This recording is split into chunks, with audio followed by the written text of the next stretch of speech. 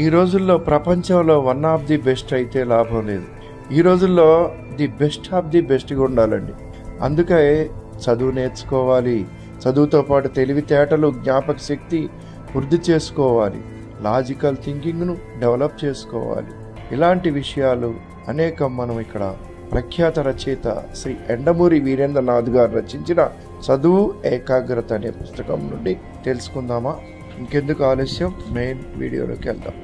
Jeans వల్లనే తెలివితేటలు వస్తాయా అనేది కొంతమందికి డౌట్ ఉంటుంది. ఇక్కడ మనం తెలివితేటలు కేవలం తల్లిదండ్రుల జీన్స్ మీదనే ఆధారపడి వస్తాయనేది అపోహ మాత్రమే అని తెలుసుకుంటున్నాం. తండ్రి ఎంత పండితుడైనా వారి పిల్లలు కష్టపడి చదవకపోతే పండిత పుత్ర పరమసుంఠ అన్నట్టు ఫిట్ ఫర్ నథింగ్ అవుతారు. ఉద్ధరేత్తానాం ఉద్ధరేత్త అనగా ఎవరిని వాళ్ళే ఉద్ధరించుకోవాలి, ఎవరికి వారే కృషి చేయాలి. ఉదాహరణకు తల్లిదండ్రులు తెలివితేటలు కలిగి ఉన్నవారైనా వారికి పుట్టిన బిడ్డను చీకటి గదిలో పెంచి కొంత వయసు వచ్చిన తర్వాత అడవిలో వదిలించో తను ఏం తినాలి, దేనికి భయపడాలి, దేనికి భయపడకూడదు అనే విషయాలు కూడా తెలియవు కదా. కుందేళ్ళు చూసినా కూడా భయపడవచ్చు, పులిని చూసినా భయపడాలనే విషయం తెలియని పరిస్థితి వస్తుంది. దీన్ని బట్టి జీన్స్కు తెలివితేటలకు సంబంధం లేదని, కేవలం పరిసరాల ప్రభావంతో తెలివితేటలు చదువు ద్వారా వృద్ధి చేసుకోవచ్చని రచయిత చెప్తున్నారు. ఎందుకు చదవాలి? పుట్టిన వెంటనే జంతువుకు తన ఆహారాన్ని సంపాదించుకునే తెలివితేటలు తెలుసు, కానీ మానవుడు 10 సంవత్సరాల వరకు కూడా తను ఏమి తినాలో, ఎలా తినాలో కూడా తెలియని పరిస్థితి. కానీ జంతువులు కొన్ని లక్షల సంవత్సరాల నుండి అవి వాటి ఆహారాన్ని సంపాదించుకోవటం తప్ప దేనికి వాటికి తెలివితేటలు వృద్ధిలోకి రాలేదు. మనిషి మాత్రం ఆహార సంపాదనకు ఆయుధం వాడే విధానం, వేగంగా ప్రయాణించటకు వాహనాలు, తనకన్నా బలమైన జంతువులను, ప్రకృతిని తన ఆధీనంలో ఉంచుకొని నిరంతరం ఎక్కువ సౌకర్యాలతో జీవించటానికి అనువైన పరికరాలను సృష్టించడంలో తన తెలివితేటలు వేగంగా అభివృద్ధి చేసుకుంటున్నాడు. మనుషుల్లో ఒక బిల్ గేట్, అంబేద్కర్, గాంధీజీ, బుద్ధ భగవాన్, స్వామి వివేకానంద, రామకృష్ణ పరమహంస మొదలగు గొప్ప వ్యక్తులుగా ఎదిగే అవకాశం ఉంది. కానీ జంతువులలో వాటికి జన్మతః వచ్చే తెలివితేటలు తప్ప స్పెషల్గా ఏమీ రావటం లేదు. తమ ఆహారం సంపాదించుకున్నట్టుకు ఏ జంతువు ఇతర ఆయుధాలు వాడదు. తన ప్రయాణానికి ఏ రవాణా సాధనాలు కూడా జంతువులు ఉపయోగించవు. నవ్వటం కూడా మనుషులకు తప్ప జంతువులకు తెలియదు. ఎవరు ఎంతవరకు ఎదగగలడో అనేది వారే నిర్ణయించుకోవాలి. ఒక విద్యార్థి తను చదవడంలో, జీవితంలో ఆనందంగా బతకాలంటే చాలా కోల్పోతున్నాను అనుకుంటే చదువు మీద శ్రద్ధ లేకుండా భవిష్యత్తులో పొజిషన్ కోసం మాత్రమే చదివితే విసుగు పుడుతుంది. ఆనందం కోసం జీవించటం కాదు, ఆనందంగా జీవించటం నేర్చుకోవాలి. జంతువులు ఏ పరిసరంలో అయినా కావలసినంత ఆహారం దొరికితే ఇక ఆ ప్రదేశం నుండి బయటకు రావాలని ఏమాత్రం ప్రయత్నించవు. కానీ ఒక దీవిలో ఒక అందమైన యువతి యువకుల జంటను వదిలిపెట్టామనుకోండి, ఎంతకాలం అక్కడ ఉండగలరు? నెల, 2 నెలలు, 3 నెలలు, అతి కష్టంగా రోజులు గడుస్తుంటాయి. ఎప్పుడు బయటపడి ఆ దీవి నుండి వద్దామా అనే చూస్తుంటారు. ఎందుకనగా ఆ దీవిలో వారికి గుర్తించేవారు లేరు, వారితో మాట్లాడేవారు లేరు కదా. ఎండ, వాన నుంచి రక్షణ వారికి దొరకదు.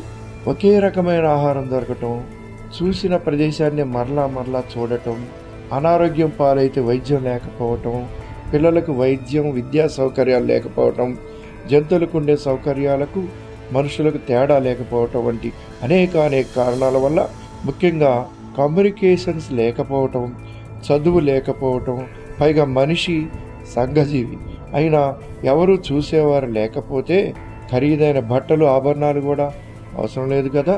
కాబట్టి మనిషికి వెరైటీ కావాలి. కానీ చాలామంది మనుషులు కూడా సమాజంలో గుర్తింపు, అన్ని సౌకర్యాలతో బ్రతకాలనే ఆలోచన వలననే బాగా చదివి ర్యాంకులు పొంది ఉన్నతమైన స్థితిలో ఉండే ఆర్థిక స్థితి అనగా కార్లు, బంగ్లాలు, ఏసీలతో, మంచి వైద్య సౌకర్యాలతో సంఘంలో ఒక సెలబ్రిటీ లాగా బ్రతకాలనే ఆశయం కోసమే మంచి ఏకాగ్రతతో, పట్టుదలతో చదవాలి. మనిషి, జంతువులకు ముఖ్యమైన 5 తేడాలు ఉన్నాయి. వాటిలో ముఖ్యంగా ఇవి: సృజనాత్మక శక్తి, తార్కిక దృష్టి, కరుణ, జాలి, సంతోషం, హృదయంలో భావాలు, 4వది నైపుణ్యాలు, 5 అభివృద్ధి చెందిన మెదడు. మనుషుల్లోనే ఆ పై లక్షణాలు కలిగి ఉంటాయి. జంతువులు చిక్కుముడిని విడదీయగలవా? మంచి స్వీట్ చేసుకొని తినగలవా? మెదడు ముఖ్యంగా ఏకకణ జీవుల్లో లేదు.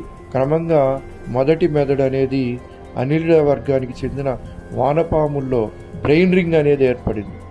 క్రమంగా మనిషి వచ్చేసరికి పరిణామ క్రమంలో మానవుడే అత్యధిక పరిమాణంలో మెదడును కలిగి ఉండి తెలివైన జంతువుగా మారి ఇతర బలమైన జంతువులైన సింహం, పులి, ఏనుగులను, ప్రకృతిని కూడా తన తెలివితేటలతో జయించి నాగరికత వైపు, ఆర్టిఫిషియల్ ఇంటెలిజెన్సీ వైపు వేగంగా ప్రయాణిస్తున్నాడు. ఇంకా వేరే గ్రహాల్లో ఏలియన్స్ మనకంటే తెలివైన మానవులు ఉండే అవకాశాలను కూడా పూర్తిగా కొట్టివేయలేం కదా. మెదడులో సెరిబ్రమ్ చాలా ముఖ్యమైనది.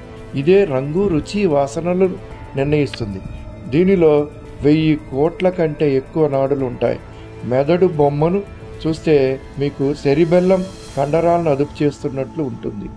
మెదడు నుండి వెనుముక మొదటి భాగం అయిన మెడుల్లా అబ్లాంగేట ద్వారా శరీరంలోని అన్ని భాగాలకు నాడీ కణాలు కాలి బొటన వేలు నుండి తల వరకు విస్తరించి ఉంటాయి. బ్రెయిన్ బరువు మనిషి బరువుకు సంబంధం లేదు. ప్రతి ఒక్కరికి సమానంగానే ఉంటుంది. సగటు మానవుల్లో కేజీ నుండి కేజీన్నర మధ్య ఉంటుంది. పిల్లల్లో కొంతమందిని వాడికి తెలివితేటలు లేవని, వేరొకరికి తక్కువ అని చెప్తారు. కానీ అది నిజం కాదు. ఏకాగ్రత ఉందని లేదని చెప్పటమే కరెక్ట్ కాదు. ఎవరైతే శ్రద్ధతో ఒక లక్ష్యంతో చదువుతారో వారు అందరూ తెలివితేటలు కలవారే అవుతారు. శ్రద్ధవాన్ లభతే జ్ఞానం అన్నారు. కావున పుట్టుకతో ఎవ్వరికీ అపారమైన తెలివితేటలు ఉండవు.